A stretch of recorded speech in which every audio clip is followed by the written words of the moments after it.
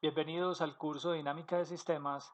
En la sesión de hoy vamos a abordar el tema de los retardos. Es una continuación a una primera clase donde introdujimos el retardo de material conocido como retardo de tubería. En una clase pasada nosotros habíamos planteado el tema del retardo de tubería y el retardo de tubería lo definíamos de la siguiente manera, que básicamente funciona como una tubería en la realidad. Hay algo que entra, que eso se conoce en la literatura en inglés como inflow, y hay algo que sale, que eso se conoce como outflow. El tiempo que transcurre entre lo que entra y lo que sale se conoce como tiempo de retardo y una representación gráfica de esto nos muestra lo siguiente, o sea, si tuviéramos 100, supongamos que entran 100, después de un tiempo de retardo salen otros 100 y eso se conoce como el retardo de tubería del cual presentamos algunos ejemplos y ustedes han hecho ya varios ejemplos en sesiones pasadas. Consideremos ahora una situación. Partiendo de nuestro primer ejemplo, miremos esta siguiente situación. Imaginemos que en el periodo cero entran 100, pero que después de ese tiempo de retardo, en vez de salir 100, salen 50. Después salen 25. Después salen 12,5. Después sale 6,25 y así sucesivamente hasta llegar a 100. Es decir, la suma de todo eso que llega, pero que no llega de manera unificada como acá, sino que llega de manera distribuida, también es 100. Esta forma de llegar como una distribución se conoce como un retardo de material. Y aquí el concepto del tiempo del retardo ya cambia porque es un tiempo promedio. ¿Por qué es un tiempo promedio? Porque digamos esta cantidad, 50 elementos viajaron un tiempo, 25 viajaron un tiempo más, 12 viajaron más tiempo, 6,25 viajaron más y lo que sigue acá que no alcancé a representar, pues viajó más tiempo. En ese sentido, no todas las unidades viajan la misma cantidad de tiempo como este, por lo tanto, el tiempo no es un tiempo absoluto, sino que es un tiempo promedio. Este tipo de retardo, donde la salida se da de manera distribuida, se conoce como retardos de material de orden n.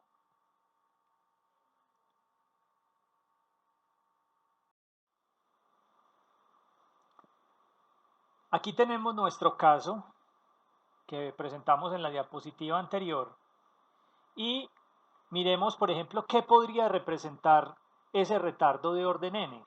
¿Qué podría uno representarse con ese retardo de orden n? En el caso de tubería, nosotros pues lo vimos que es relativamente fácil y claro, pero los retardos de orden n son un poco más abstractos, pero ustedes se van a dar cuenta de que hay muchas cosas que pueden funcionar como un retardo de orden n.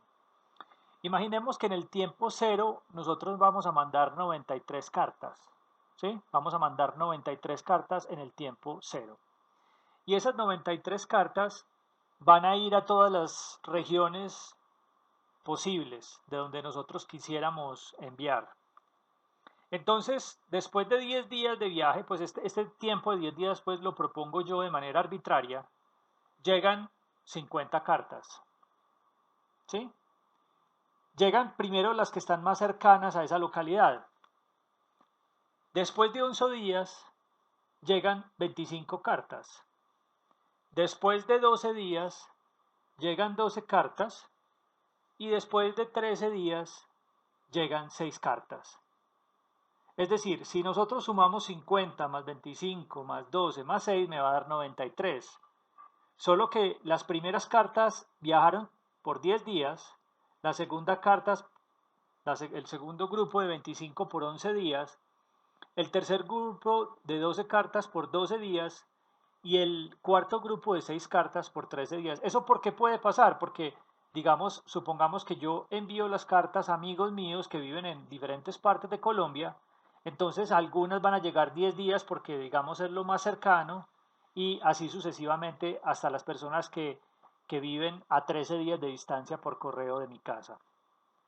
Aquí se calcula el tiempo de retardo promedio de una manera diferente, ¿cierto? El tiempo de retardo promedio se calcula pues teniendo en cuenta la proporción del tiempo que tuvo cada una de las entidades que estuvo viajando.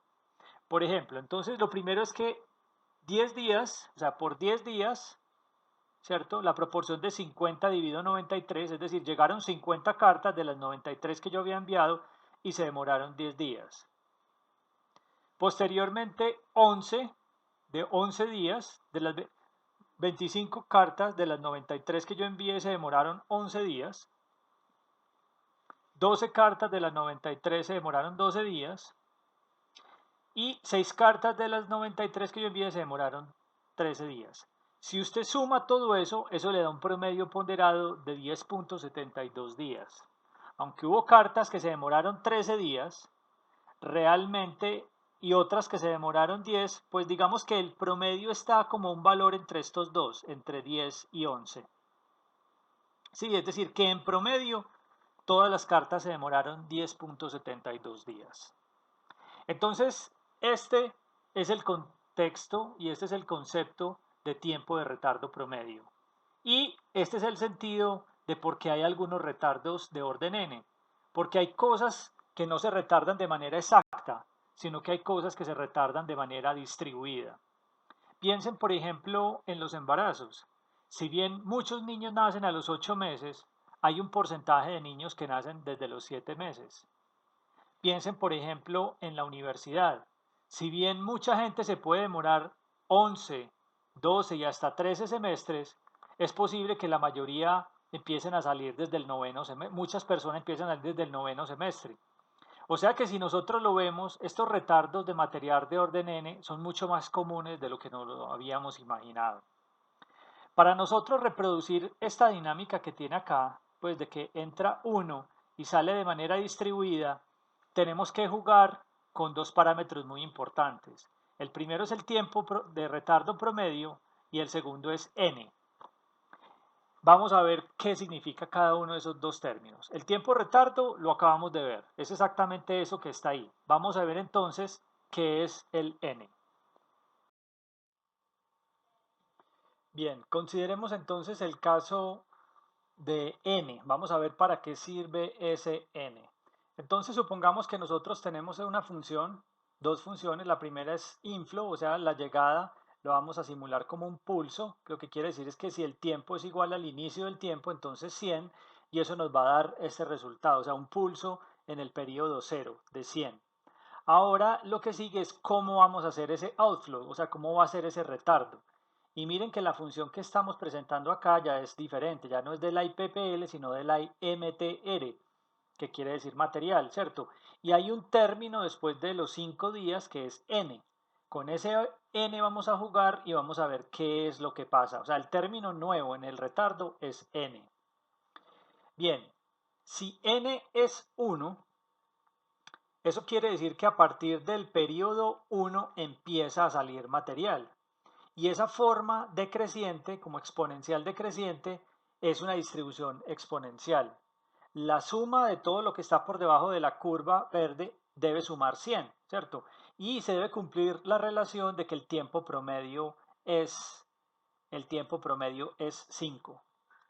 Cuando nosotros n lo ponemos a 2, eso quiere decir que o sea, de 0 a 1 no sale nada y de 1 a 2 en el periodo 2 es que empieza a salir el material y empieza a tener como una forma que se parece más, o sea, esa distribución de la salida se ve más como una distribución Weibull o que tiende hacia una distribución normal, ¿cierto? Acercándose hacia el tiempo promedio que es 5.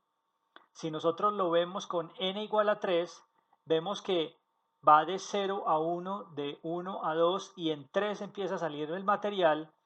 La distribución ya parece mucho más a una distribución normal que se va acercando hacia el tiempo promedio y básicamente vemos que cuando el orden n va subiendo, pues entonces nos estamos acercando de una forma distribuida hacia el tiempo promedio. Veamos entonces cuando n es igual a 4. Entonces, cuando n es igual a 4, ya se parece muchísimo más. Aquí estamos comparando las tres, la 1, la 2, la 3 y la 4. Él empieza aquí, él empieza a salir desde aquí y esta,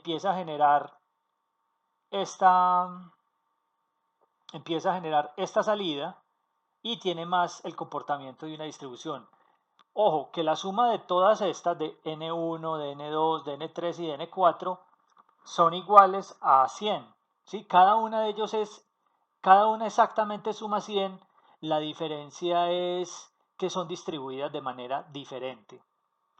Ahora pensemos qué puede pasar cuando n es igual a 5. ¿Qué se les ocurre que puede pasar? Pues imagínense que cuando n es igual a 5, el comportamiento de esto, o sea, ¿qué le estoy diciendo? Mándeme algo donde n sea 5, pero que el tiempo promedio sea 5, ¿cierto? Ahí están coincidiendo el tiempo de retardo con n. N es el orden. Entonces, cuando n es igual a 5 y el tiempo promedio es 5, el retardo de material se convierte en retardo de tubería. Entonces, sí, señores, el retardo de tubería es un caso especial del retardo de material cuando el orden tiene la misma magnitud del tiempo del retardo. ¿Sí? Bueno, no se me asusten mucho con esto, simplemente les estoy mostrando cómo hacer estas distribuciones de acuerdo con el orden, con el orden n. ¿Listo? Y el tiempo del retardo. Y como les digo, ¿para qué pueden servir esas distribuciones? Pues para ilustrar ejemplos como lo que les decía ahora. Por ejemplo, la graduación de estudiantes de una universidad, no todo el mundo sale exactamente a los 10 semestres, sino que desde el 9º semestre empieza a salir gente, en el 10º semestre sale un poco más de gente, en el 11 semestre saldría mucha más gente, 12 semestres sale otra gente y ahí empieza a caer, ¿sí? Tendría una distribución más o menos parecida como esta. Entonces, así nos serviría mostrar ese retardo. En conclusión, veamos lo siguiente. Si nosotros tenemos esta función, que es la que utilizaremos para los retardos de material, nosotros tenemos que x es la variable a retardar, tr es el tiempo del retardo, el tiempo promedio del retardo, n es el orden del retardo, es un número entero, ese no tiene unidades, y 0 es la condición inicial igual unidad a la variable x, ¿cierto? Como es la condición inicial, o sea, es de lo que está viajando por el tubo de x, entonces tiene que tener las mismas unidades. Hay un caso especial cuando n es igual a 1. Cuando n es igual a 1, que es este caso que nosotros tenemos acá, nosotros pues lo representaríamos de la siguiente manera, ¿cierto? Si seguimos todo lo que hemos dicho hasta ahora, pues aquí tenemos el inflow, esto entra al nivel, pero por acá se viene el retardo, ¿cierto? Y aquí conecto el outflow con esta función de la mtr inflow tr1. Pero cuando n es igual a 1, esto es exactamente igual a esto. Es decir, que el outflow es igual al nivel dividido el tiempo promedios. Esto es en el caso 1, ¿cierto? En el caso 1, cuando n es igual a 1, yo podría utilizar o la ecuación de arriba, simulado de esta forma, o la ecuación de abajo, simulado de esta forma. Yo les recomiendo que utilicen la forma de abajo porque es mucho más sencilla, ¿cierto? Pero eso solamente se da si n es igual a 1. Es decir, que si yo quiero que las cosas salgan de esta manera. Por ejemplo, les doy un ejemplo. Por ejemplo, cuando unas personas entran a un hospital, la mayoría de las personas salen al otro día. O sea, por lo menos en los hospitales que yo he visto. Entonces, la salida de las personas que entran a un hospital podría ser modelado de esta manera, de manera exponencial. Además de lo anterior, nosotros tenemos un caso especial. Miremos lo siguiente. Nosotros tenemos este caso, ¿cierto? Este es el retardo que yo les he presentado hasta ahora, donde ese n puede cambiar. Obviamente cuando n es igual a 1 yo podría simularlo de una forma o de la otra, pero supongamos que yo voy a utilizar un n que es diferente a 1. Entonces yo tendría que hacer esto. Pero hay una propiedad y un caso muy interesante que sucede. Supongamos que el inflow, o sea, lo que le está entrando al nivel, es constante. Y si, y solo si ese inflow es constante, es decir, no cambia, ese inflow es constante, pues yo el retardo no necesito modelarlo de esa manera, sino que lo puedo modelar de esa manera y la ecuación del outflow va a ser la misma como si fuera el, el orden 1, ¿cierto?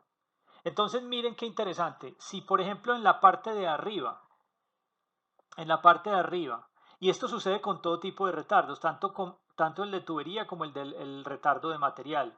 Si el flujo es constante, el flujo de entrada es constante, el flujo de salida tiene la ecuación que es el nivel dividido por el tiempo promedio, sin necesidad de poner la ecuación de la MTR. Ojo, pero eso solamente es posible si el flujo de entrada es constante. Si el flujo de entrada no es constante, yo tengo que utilizar la ecuación de la MTR con todo lo que viene ahí adentro. Esa propiedad que se da cuando el flujo es constante se conoce como la ley de Little y es muy utilizada en ingeniería industrial y en producción. Veamos entonces un resumen de esta sesión. Existen los retardos de material de orden n, ¿cierto? Un caso del retardo de material es el retardo de tubería. Entonces ya sabemos que el retardo de tubería es un caso en especial de los retardos de material. En el retardo de material, el outflow tiene una distribución, ¿cierto? Esa es la característica principal del retardo de material, que lo que sale tiene una distribución. Y nosotros con ese n podemos jugar como queremos esa distribución. Si la queremos más parecida a una distribución exponencial o si la queremos más parecida a una distribución normal, que es como una campanita.